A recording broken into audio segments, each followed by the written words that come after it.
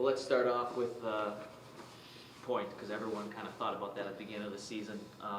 It's clear there wasn't a lot getting offered for you. What I guess was the final decision that made you decide, you know what, the best thing for this team is to keep Braden Point? Well, I think there's 2 points, Lee. One would be is that, I think some people categorize that the Warriors had to make a decision if they were going to move Point. And the reality is that any consideration to move him was probably going to be based on the right deal. If the right deal came our way, would we consider it in the best interest of the franchise? And that didn't happen. The other thing that's kind of, is this a missed opportunity? Again, it's only a missed opportunity if we turn down the right deal. And at the end of the day, I think the fact that there was only one rental player in Nebraska as a 19-year-old signed player that got moved. A number of guys didn't get moved. For the second year in a row at our trade deadline, not one top-end 16 or 17-year-old roster player was moved in a deal. And, that when we looked at everything in terms of where our team was at, the value of Braden Point staying here, the fact that Braden Point wanted to stay here, he understood the process. He understood that there was a process for us to listen in the best interest of our team, but he wanted to finish his career here. And, we just never got to any discussions on the parts of a deal that would make us even think about trading him. And we're excited he's going to graduate a Warrior. And we like our team now in the second half of the season in the playoffs with the additions we've made and the way our team's playing. You mentioned it, this is kind of the second year where teams have been very reluctant to kind of let go of some guys, certain guys maybe that would draw those rental players, those 19, those 20-year-olds. Why do you think that's been the case lately? Well, I think, Lee, parity is part of it. I think that, this is about competing, this is about winning games, and, I don't think anybody sits and looks at the East or the Western Conference and say, there's teams we can't beat, or there's teams that, in a 7-game series we can't contend with. I think there's a lot of parity. I think on two fronts. I think, I think there's a lot of teams in our league and managers in our league that want their best players to stay, want them to help their culture, want them to help the development of their young players. I think Bob Torrey had a comment that he doesn't trade star players. They grow up and they graduate as Americans, and I think there's a lot of value in that, and I think a lot of the GMs in the league feel that way. I think the other thing, too, is I think that the teams don't want to trade good young players. They don't want to trade their top 16 and 17-year-olds on their team.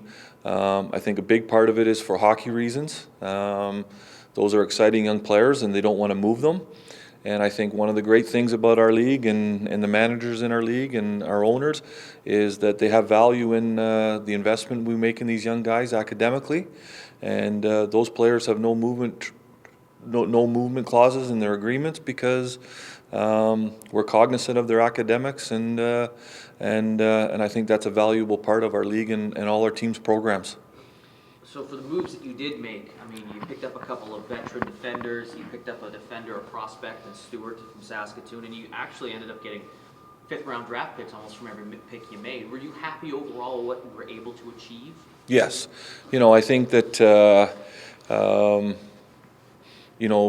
you've correlated the deal the same way as we did. I mean, the deals, the Parallel deal and the Thrower deal kind of went hand to hand for us because we didn't give up a second, we flipped a second. And so for us to add Stewart, who we feel is potential to be a very good prospect for us, to add Stewart, Thrower, Mayer, the 3 5s, and give up the prospect and the 3 other defensemen in Brown, Kitchen, Parallette, and Schmeichel in the Kamloops deal. I like the business that we did. I think we added draft picks, we added a top prospect, and we made our team better this year. Did Schmeichel want out of Moose Jaw? Yes. He did? Yes. Yuri was not happy with the opportunity he had here, specifically any type of role offensively was what he shared with us. He discussed how he felt compared to other players on our team, who got to play on the top line, power play time, and like Tim said, I think our power play is 4th or 5th in the league today, and we spent 21 games without Braden Point. So I think our power play has been pretty good. So at the end of the day, Yuri felt that the grass is greener somewhere else offensively. We're disappointed, but I think that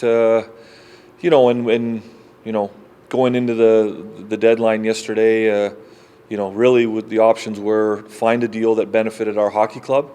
If we didn't do that, then he wouldn't have been playing hockey. Unfortunately, he would have sat because, he was the one that put himself in this position. But we felt, and in our discussions late Saturday night, we felt that the way things had played out, the addition of Thrower, the makeup of our team, the competitiveness within our division for the next rest of the regular season and going in the playoffs, that a deal adding Mayer, that, another guy, World Junior experience, veteran guy that plays a hard game, that, we came to the conclusion that deal, that the defenseman was possibly more valuable to us now in the playoffs than maybe Schmeichel would have been, and that's why we made the deal. And we banked another 5 in the process, Lee.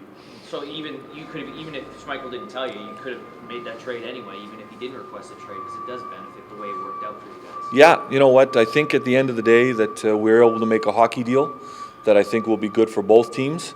And sometimes in those situations, if you're just moving the guy for the sake of moving him because he asked for a trade, and then you're probably getting a pick or something back. But in this situation, we weren't going to do that. We weren't going to make somebody better just for the sake of making them better because the kid wanted to trade. The trade had to work for us immediately, and I mean immediately in terms of this season, and we were able to do that. I know Point has the 1-year playoff experience with you, but the experience he's had at World Junior and everything else, how can that benefit this club going into playoffs likely this year with a lot of young guys that maybe haven't experienced it? Well, you know what, I think that those experiences for him, 2 years at World Juniors, obviously winning one, as a younger guy, he comes out of that with a lot, especially with the makeup of the team a year ago in Toronto. Lots of great players, lots of great leaders that he would have learned from. Dealt with some adversity with this year's team and the pressure and all that. Under 18s, all those things, he brings that experience. And again, Braden is not, Braden leads this team in so many different ways, but the most important way he does is he's our hardest worker every day. In practice, in games, he plays the game the right way and he works hard, and the guys follow that lead. And, so I think those experiences will help Lee. And I think the other thing too is now, a guy like Hunt brings a lot. A guy McNulty and Faith bring a lot. Now Josh Thrower brings a lot in terms of, just some experience, just some leadership. Just having some older guys around, and I think when you look at it, you put Thrower and Millar on our back end, and I think everybody understands that we're a much harder team to play against today than we were a week ago, and I think the guys feel good about that.